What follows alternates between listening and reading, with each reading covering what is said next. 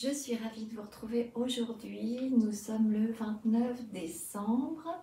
Bienvenue sur cette chaîne si vous arrivez ici par hasard. Je m'appelle Valérie, j'habite dans les Yvelines et je suis addicte au tricot. Donc ici on parle essentiellement de ma passion pour le tricot et parfois un peu de crochet. Et une ou deux fois je vous ai montré de la couture aussi. Voilà. J'espère que vous allez bien, que vous avez passé de joyeuses fêtes de Noël. De mon côté, ça s'est bien passé. Je ne suis pas revenue depuis un petit moment, donc j'ai un peu la voix désolée. Mais parce que j'ai été malade, j'ai été très malade pendant presque un mois. Bon, ça va mieux. Je prends encore un peu de Ventoline, mais j'ai arrêté la cortisone. Ce qui est déjà pas mal parce que je commençais à avoir un peu les stigmates de ce qu'apporte la cortisone, outre de vous soigner. Ça a créé quelques désagréments physiques. Donc je me suis un petit peu maquillée pour vous aujourd'hui, exceptionnellement le week-end. Quand je suis en vacances, je me maquille jamais parce que je me maquille toute la semaine. Donc le week-end et les congés, je laisse moi pour respirer. Bref. Assez blablaté, je pense que vous êtes ici pour voir ce que j'ai fait durant cette absence. J'ai fait quelques petites choses, pas énormément, mais je vais vous montrer ça tout de suite. Installez-vous et puis on commence avec les projets terminés. Alors, j'ai pris des petites notes. Le premier projet terminé que je vous avais montré quand j'étais venue la dernière fois, qui était bien entamé, ce sont les chaussettes Percy, la deuxième, de Marie-Elix. C'est un patron gratuit sur Ravelry.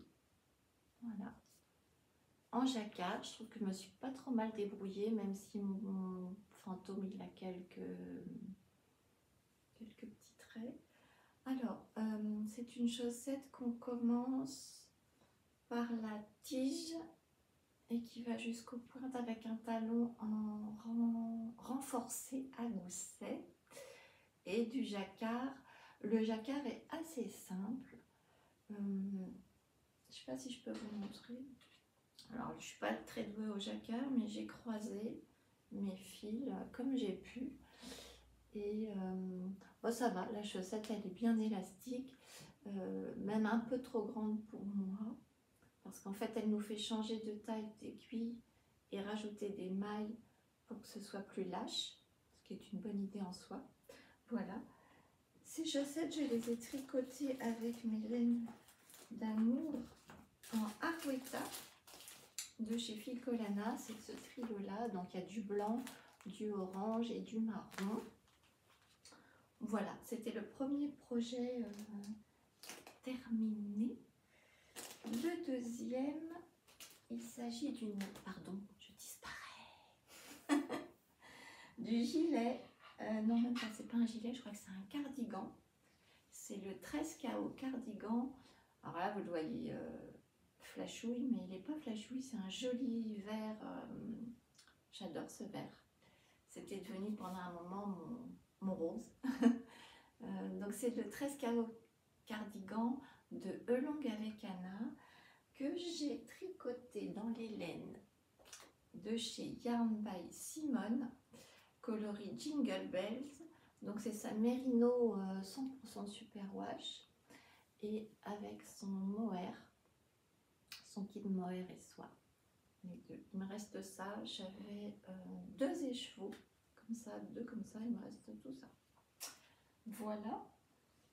Et donc le voici.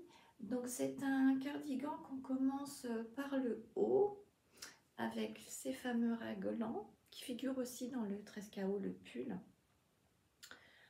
Donc les augmentations se font ici de chaque côté. Voilà. Les manches avec, pareil, terminées avec du point mousse. Il y en a aussi un petit peu en bas. Il y a quelques rangs raccourcis dans le bas du dos pour que le dos soit un petit chouïa plus long. Les bandes de boutonnage se relèvent après. Alors là, vous avez l'impression que c'est écarté, mais ça ne l'est pas dans la vraie vie parce que c'est le cintre qui fait ça. Donc on relève les bandes de boutonnage. Et moi j'ai mis de jolis petits boutons que j'ai pris chez Liz Taylor. Voilà, je trouvais que ça se mariait bien avec. Voilà. Pas de difficulté particulière sur ce pull. J'essaierai de vous mettre ici une petite vidéo portée. Je l'adore. Je l'adore. Je l'avais fait exprès pour porter avec la robe que vous allez voir là. Et les 2 fois où je l'ai mis, j'ai eu beaucoup de compliments sur ce projet. Voilà, voilà. Deuxième projet terminé. Le 3e, il s'agit de chaussettes encore. Alors, ce sont...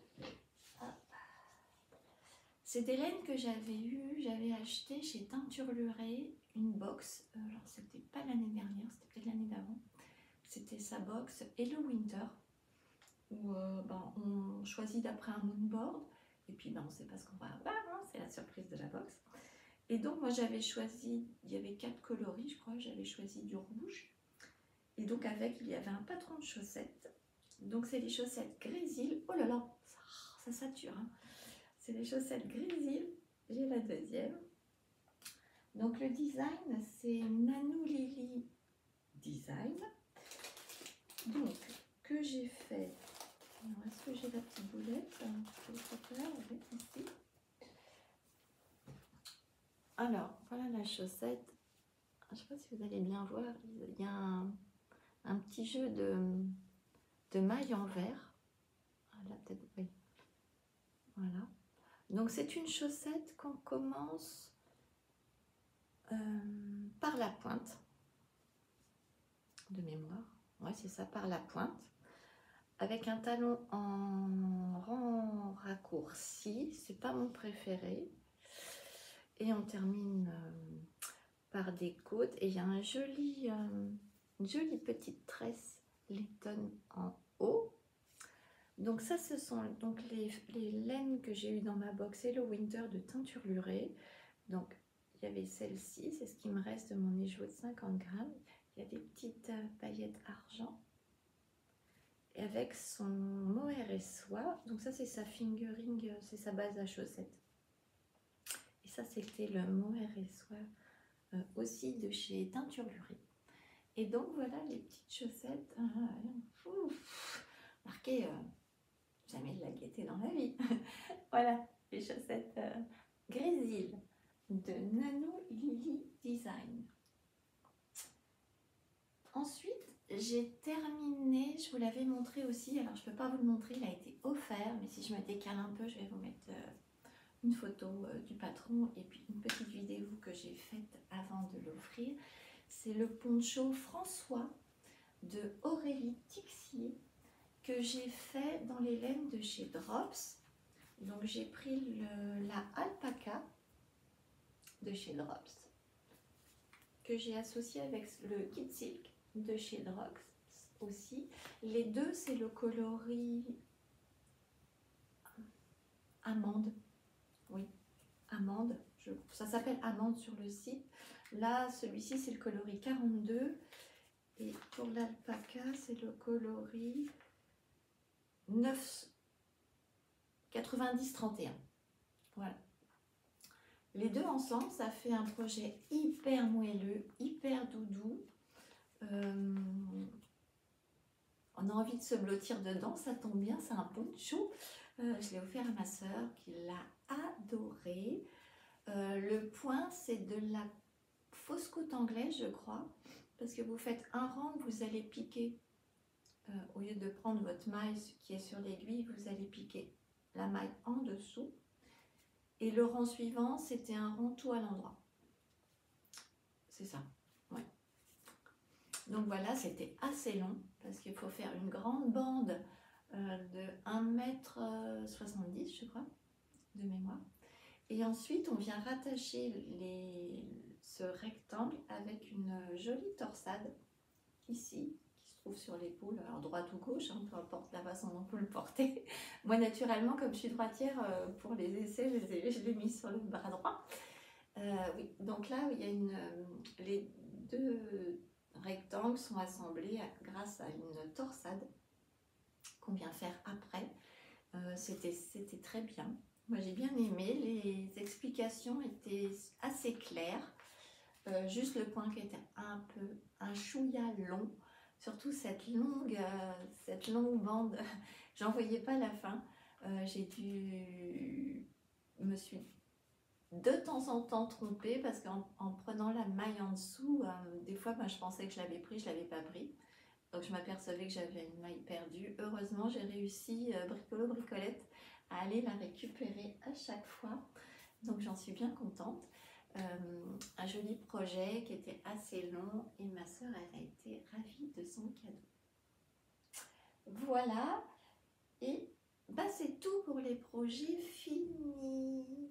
Donc vous voyez, j'ai pas fait grand chose. Bon, il y en a un, le poncho, il était très long, donc on va dire qu'il compte pour deux.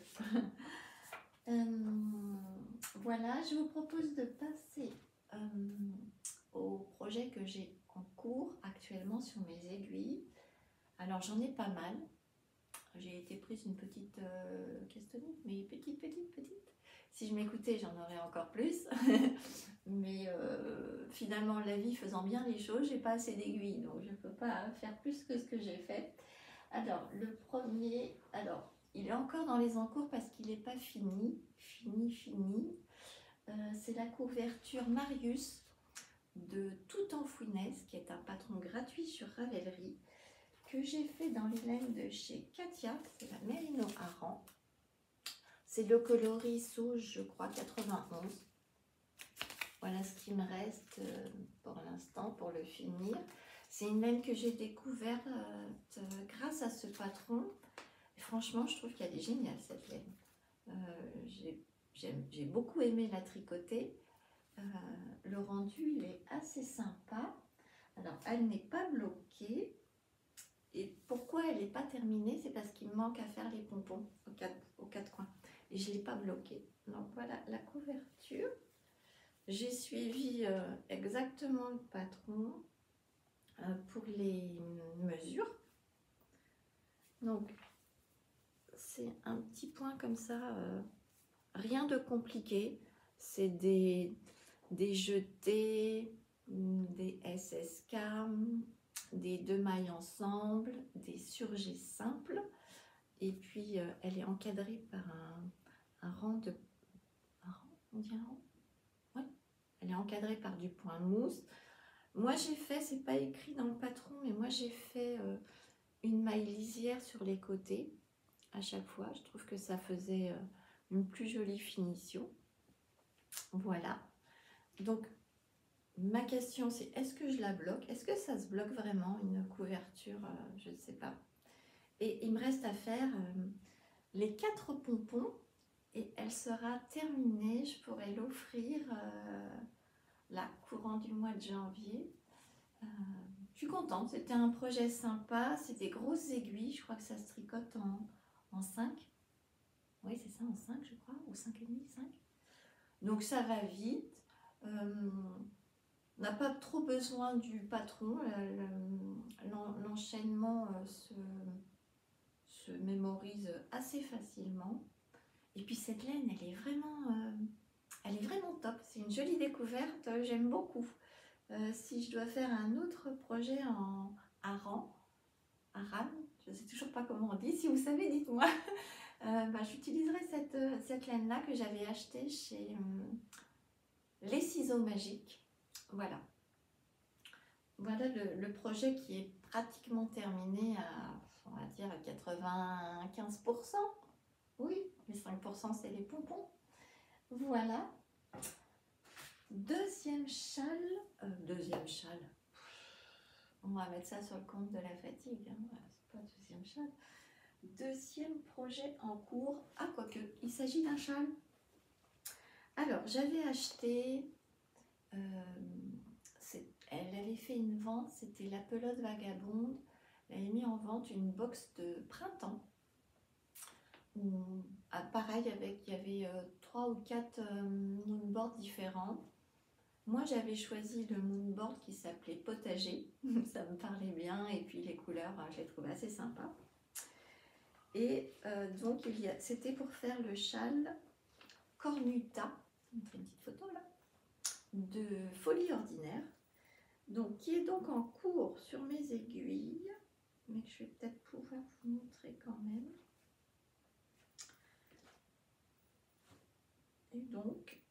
Et donc, tadadadam, le voilà. Alors ça va faire bling bling avec les, il est immense.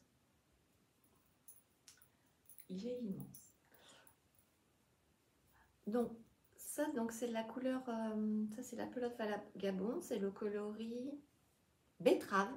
C'est totalement ça, c'est totalement de la betterave, j'adore. Et donc c'est de la, je sais plus ce que c'est sa qualité, ah mince, bon, ça commence, je sais plus, est-ce que j'ai l'étiquette? Est-ce que j'ai l'étiquette? Oui, j'ai l'étiquette. Ah ben non, j'ai pas l'étiquette. Donc je peux plus vous dire. Je vous dirai ça. J'essaierai de vous le marquer en bas si j'y pense. Et la dentelle se fait avec un fil de suri. Oh, mon Dieu que c'est doux. Alors là, par contre, j'ai gardé. Et la suri, donc c'est celui-ci. C'est le coloris. Les trésors du potager, c'est sa base en vol, 75% bébé alpaga suri, 25% soie, donc de chez La Pelote Vagabonde. Et autant vous dire que c'est doux, mais c'est doux. Oh, je crois que j'ai jamais touché quelque chose d'aussi doux. C'est vraiment, il est très grand. Voilà. Alors, je crois que je ne crois pas, je me suis trompée. Ici, je ne sais pas si je vais réussir à vous montrer. Voilà, ici. Voilà, dans un jeté, je ne sais pas ce que j'ai.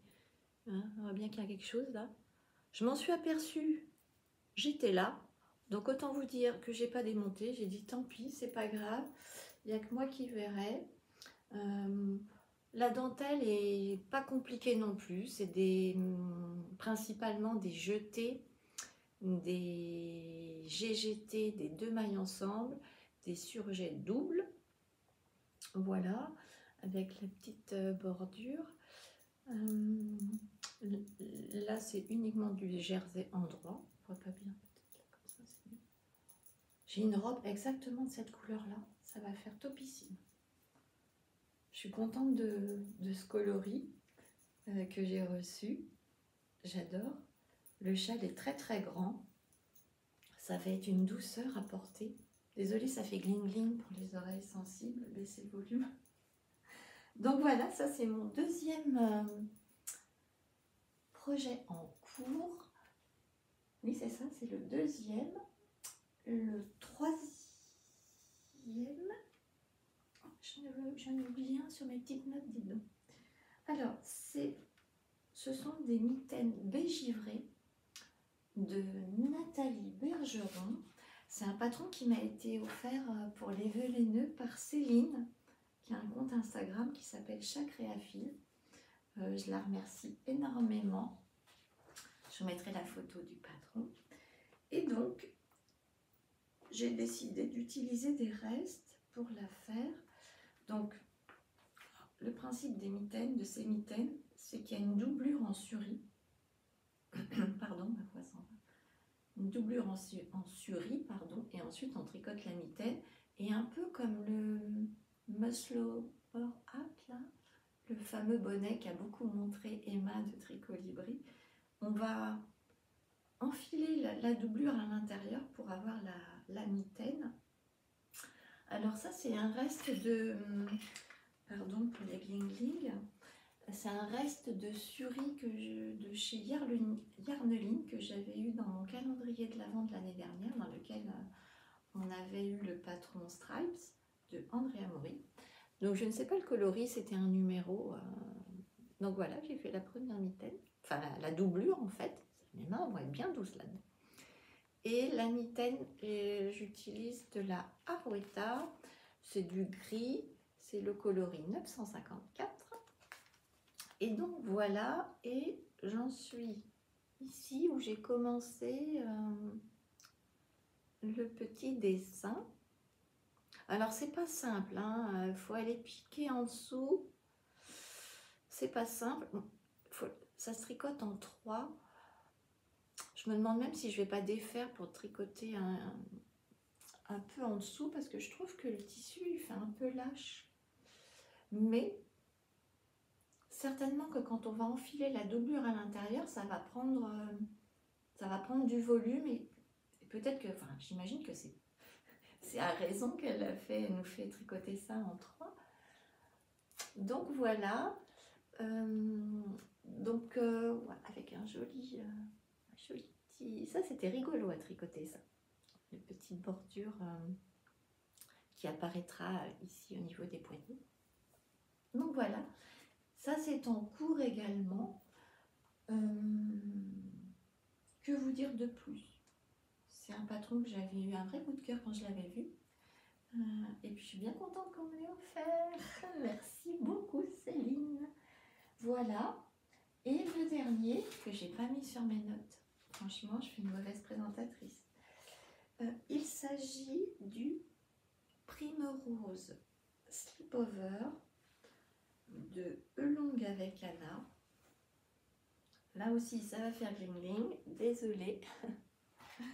Que je tricote dans un combo fingering et mohair de chez Knitting for Olive. C'est le coloris pour les deux Ice Blue. Voilà. Et donc, si j'arrive à vous montrer ça, j'ai pas mal avancé. Je suis sur la partie la moins plaisante. Donc voilà. Donc c'est comme un plastron. Donc on commence par le dos, je crois. Oui, c'est ça, on commence par le dos avec il y a des rangs raccourcis ici. Ensuite, on vient relever des mailles sur les épaules pour faire le devant. Ensuite, on relève des mailles pour faire un col. C'est un col double qu'on vient ensuite coudre. Alors ça, c'est pas la partie que j'ai préférée. J'ai regardé un tuto sur YouTube de Trust the Mojo qui est bien fait, bien expliqué. Donc j'ai suivi son tuto et c'est vrai que du coup c'est très bien, c'est très simple, Non, c'est pas simple. C'est très extensible. Ma tête, elle passe. Et on fait il y a un petit taille-corde intégré sur les côtés pour que je pense que ça évite de roulotter, mais moi ça roulotte. Donc j'espère qu'au blocage, ça va bien se tendre. Parce que là, sinon, le truc, il a l'air un peu... hein. Et donc, ensuite, on vient relever des mailles à l'intérieur pour créer les petits liens qui vont servir à attacher le slipover au niveau d'ici. Donc, c'est ce que j'ai commencé là. Et ça, c'est du jersey double. Il faut que je fasse 35 cm ici. Et il faudra que j'en fasse un autre ici et des deux autres côtés. Donc, autant vous dire que c'est un peu fastidieux, c'est un peu long. Ça n'avance pas vite, le jersey double. Voilà. Mais bon, j'aime bien. C'est des pelotes que j'avais depuis un petit moment et je suis bien contente de les avoir sorties de mon bac à laine pour enfin les tricoter. Voilà, le slipover de Elong avec Anna, c'est le Primrose, slipover Primrose. Donc voilà mon dernier en cours. Donc vous voyez, j'en ai pas mal. C'est tout ce que j'ai pour l'instant, même si j'aurais bien aimé, là quand j'étais malade, je faisais 2 rangs, j'en avais marre, je voulais faire autre chose, bref. Et par contre, je sais déjà ce que je vais faire après, quand j'aurai au moins fini un ou deux là, parce que ça fait trop de sacs. Donc, je me suis offert le patron Tinos, je mettrai une photo ici, de Timeless sur Instagram. Non, c'est Timeless même ailleurs, je crois, la designer. J'ai craqué quand j'ai vu Ça a été un vrai crush, comme disent les jeunes, quand j'ai vu le post sur Instagram du nouveau modèle qu'elle avait créé. J'ai trouvé ça tellement délicat, j'adore. Et à un moment donné, elle a annoncé que Willissime allait sortir des kits pour justement faire cette petite pochette. Et donc, je me suis offert le kit de chez Willissime. Alors, il est bien fait, le kit. Vous avez le petit fermoir, comme ça. Rien que ça, ça me saoulait de devoir chercher sur internet un truc comme ça, aux bonnes dimensions. Donc c'est très bien qu'elle ait fait ce kit. Pour les gens comme moi, c'est top.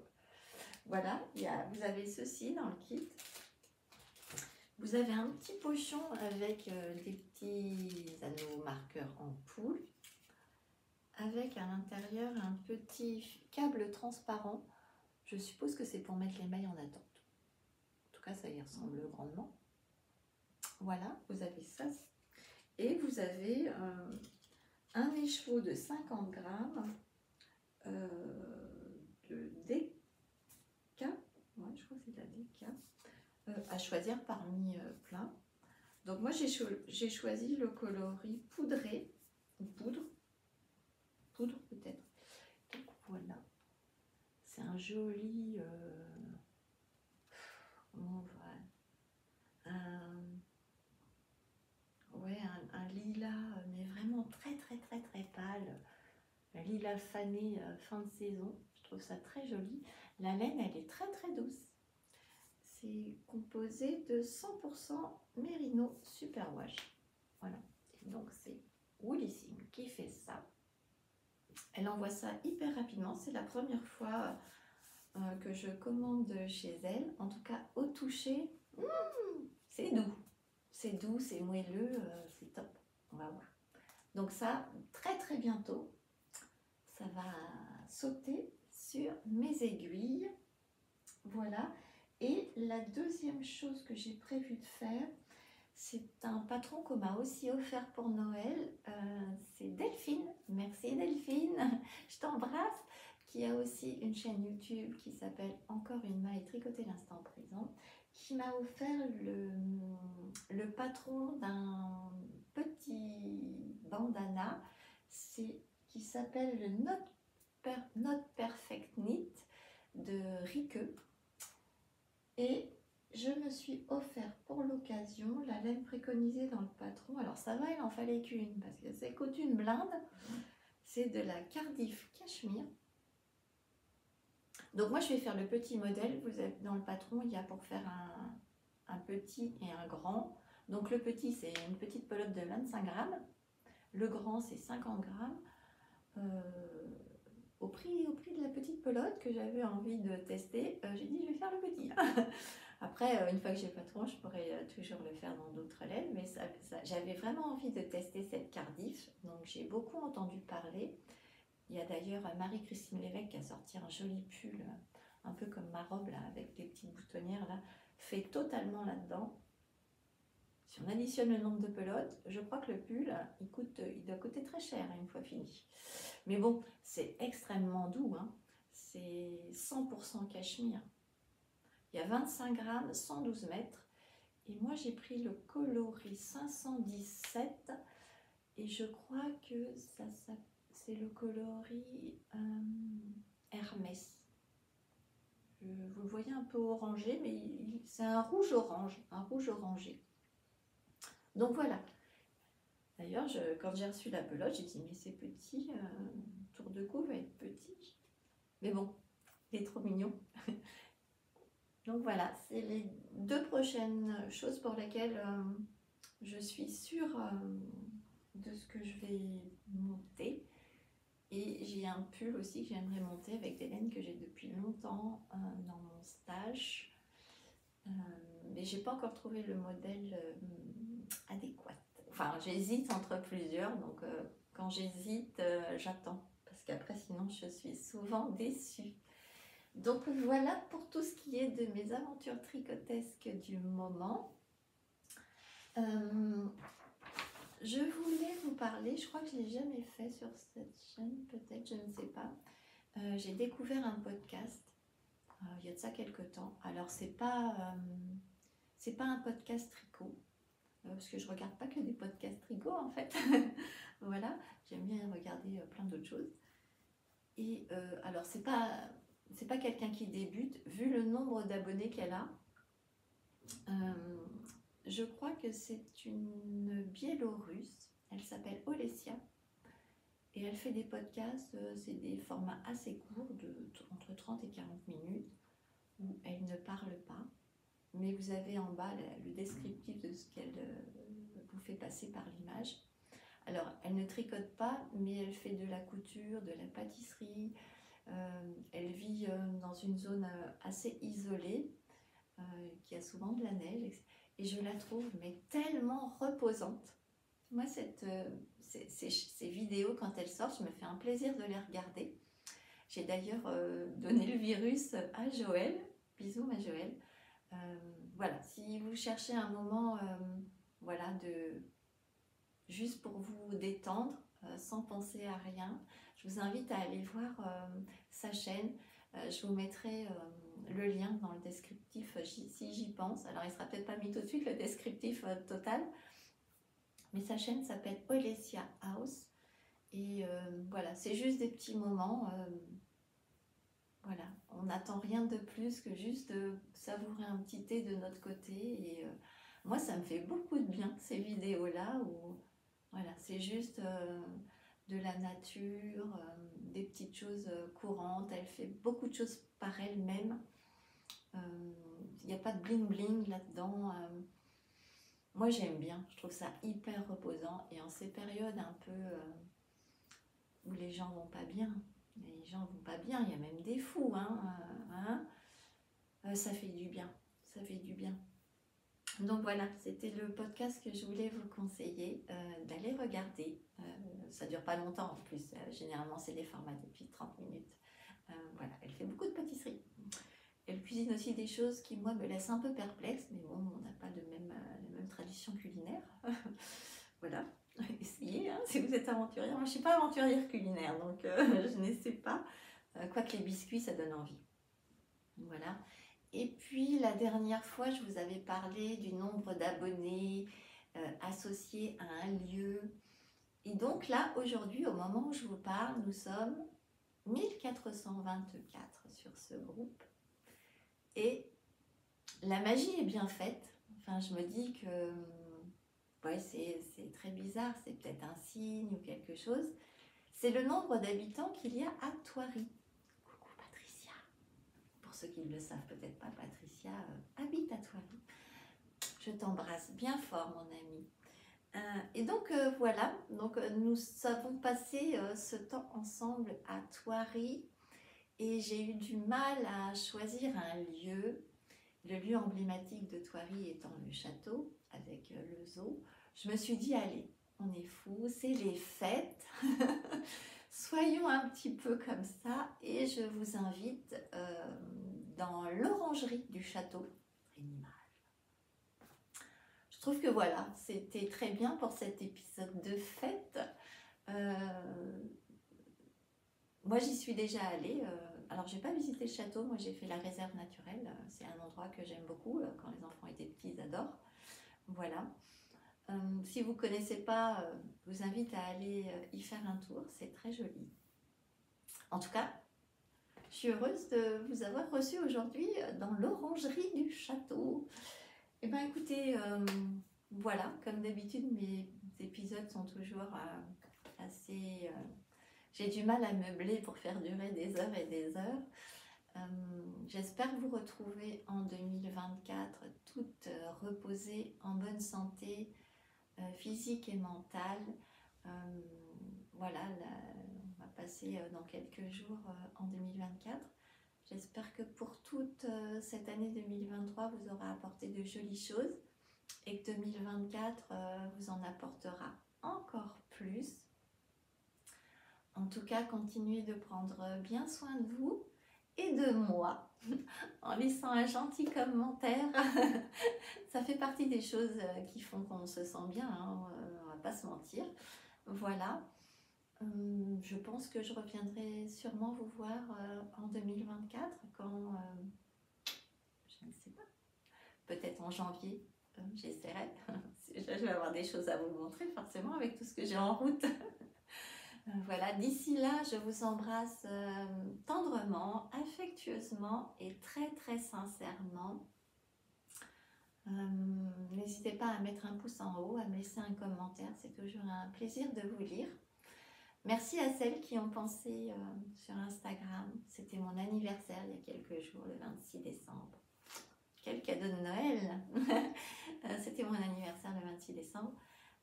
De me l'avoir souhaité, de m'avoir envoyé plein de jolis messages. Ça fait toujours plaisir, surtout que nous, chez nous, on ne fête que les 5 et les 0. Cette année, c'était ni un 5 ni un 0. Donc voilà, on se le dit, mais on marque pas le coup. Chez nous, c'est comme ça, dans ma famille en tout cas. Peut-être que dans la vôtre aussi, dites-moi. Sauf quand, pour les enfants quand même. Bon, à partir de l'âge adulte, où on fête que les 5 et les 0. Voilà. Et le 27, c'était celui de ma sœur. On a 1 an d'écart, 1 an et 1 jour d'écart. Et comme disait Joël, ça explique peut-être notre lien très étroit avec ma sœur. Bref, sur cette divagation de dernière minute, je vous souhaite de passer une bonne fin du mois de décembre, d'entrer dans 2024 avec plein de jolis projets. Voilà, continuez de faire ce que vous aimez, continuez d'aimer les gens autour de vous, de le leur dire. En tout cas, je vous aime beaucoup, je vous embrasse et je vous dis à bientôt. Salut!